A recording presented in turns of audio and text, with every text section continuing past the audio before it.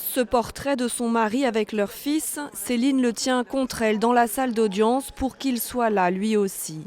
Ce matin, elle a même interpellé l'accusé. Regardez-le, regardez ce que vous avez fait. Les deux veuves attendent une sanction exemplaire contre celui qui a, selon elle, volontairement pulvérisé la voiture de leur mari. Mon mari est parti le mercredi soir en me disant au revoir comme toujours et malheureusement je l'attends toujours, je ne le verrai plus. Et ça c'est quelque chose d'insupportable à vivre tous les jours. À la barre, deux versions vont s'affronter, celle d'un acte volontaire du chauffard qui voulait échapper à la police et celle de la défense, un dramatique accident.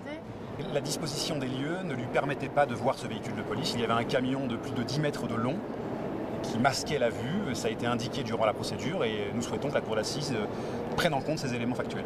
Ce n'est pas un accident de la route, c'est un individu qui est d'abord un délinquant, qui savait qu'il était poursuivi par les policiers et qui, le sachant, a volontairement projeté sa voiture contre une voiture de police. Et comme il conduisait un 4x4 puissant qu'il était lancé à plus de 150 km/h et qu'il n'a pas freiné, eh bien, il les a pulvérisés avec 2 morts et un blessé grave. Circonstance aggravante pour l'accusé, il était ce soir-là ivre et n'avait plus de permis de conduire. Il encourt jusqu'à 20 ans de prison.